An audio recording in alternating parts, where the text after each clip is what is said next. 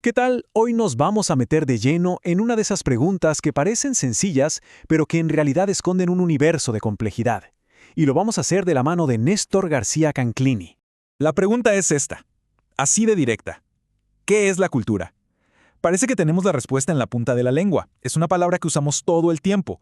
Pero, como vamos a ver, definirla, bueno, es mucho más enredado de lo que uno cree.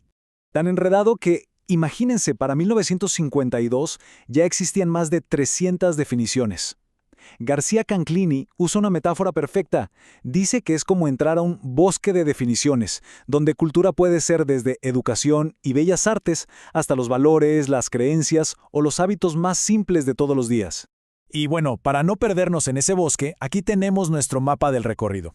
Vamos a empezar por ese caos de definiciones, luego pasaremos por la visión más elitista, la revolución que trajo la antropología y así hasta llegar a una idea final, la cultura como un campo de batalla. Ok, primer paso, nos adentramos en el bosque. El problema de fondo es que la palabra cultura se usa para un montón de cosas distintas. Y claro, para intentar poner un poco de orden, la primera gran respuesta de la historia fue, digamos que bastante exclusiva.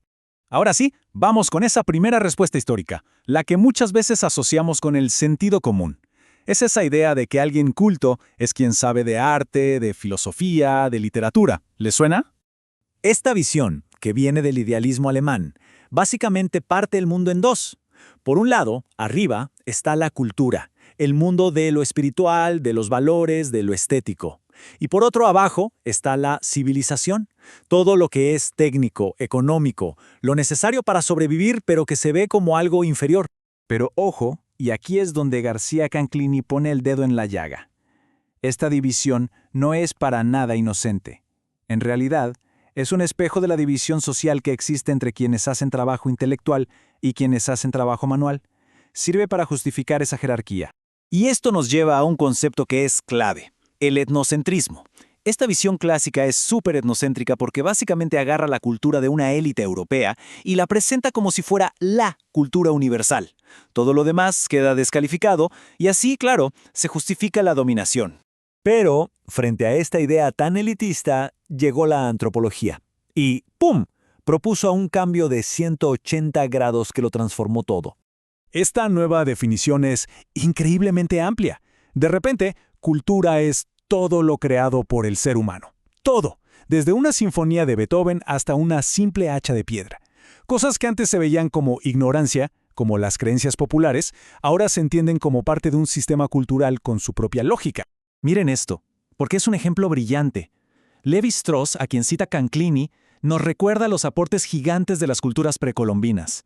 El concepto del cero de los mayas, el cero, un calendario más preciso que el europeo. Y ni hablar de productos que hoy son la base de la cultura mundial. Esto simplemente derrumba esa idea de que hay culturas superiores e inferiores.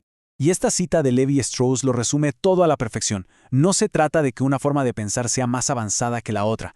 Son dos modos de conocimiento que corren en paralelo, igual de válidos, igual de complejos. El llamado pensamiento salvaje no es un borrador del científico, es un sistema completo en sí mismo. Muy bien, la antropología nos liberó del etnocentrismo, genial, pero esta nueva forma de ver el mundo trajo consigo otro desafío, uno muy de nuestro tiempo, el relativismo cultural. La idea del relativismo cultural es una consecuencia lógica de lo anterior. A ver, si todas las culturas tienen su propio valor y su propia lógica, pues entonces hay que respetarlas en sus propios términos. Nadie puede juzgar a nadie. Suena bien, ¿no? Suena justo, pero tiene sus bemoles. Y aquí está el gran problema. En un mundo donde las culturas no viven aisladas, sino que chocan y se mezclan todo el tiempo, y casi nunca en condiciones de igualdad, ¿cómo le hacemos? El relativismo puro nos deja sin piso común para, por ejemplo, defender derechos humanos universales. Es que el fondo del asunto es que el relativismo a veces parece olvidar que las culturas no existen en una burbuja. Vivimos en un mundo marcado por la globalización capitalista, que impone un sistema donde el intercambio cultural y económico es de todo menos parejo. No es un juego entre iguales. Y es justo en este punto, entre los límites de las viejas definiciones, que García Canclini nos propone una síntesis, una nueva herramienta para pensar la cultura.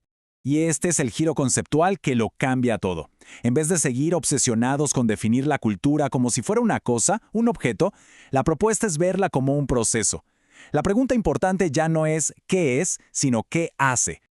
Así llegamos a esta definición, que es mucho más dinámica. La cultura es ese lugar donde producimos símbolos para representar el mundo. Y al hacer eso, estamos ayudando a que el sistema social se mantenga como está, o, por el contrario, a que se transforme. Es una fuerza en constante movimiento. El ejemplo de la vasija indígena es perfecto para que esto quede súper claro. El objeto físico es el mismo, pero su significado cultural cambia por completo según el sistema en el que se mueve.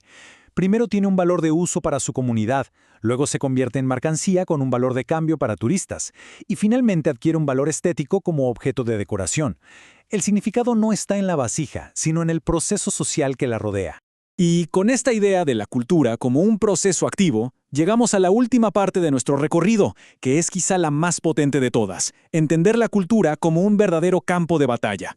Aquí entra en juego el concepto de hegemonía, de Gramsci. El poder no funciona solo a través de la fuerza. De hecho, la forma más eficaz de dominación es cuando un grupo logra que su visión del mundo sea aceptada por todos como si fuera lo más natural, lo de sentido común. Y eso se logra precisamente a través de la cultura. Entonces, el poder cultural sirve para legitimar una estructura social que en el fondo es arbitraria, para hacerla parecer necesaria e inevitable. Su función es ocultar la violencia de esa imposición y lograr que la gente se adapte a ella, muchas veces sin siquiera cuestionarla. Y con esto llegamos al final.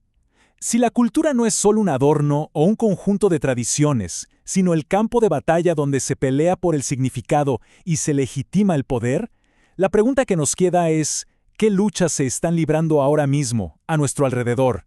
¿En los medios que consumimos, en los debates públicos, en nuestra vida cotidiana? La respuesta, si miramos bien, está en todas partes.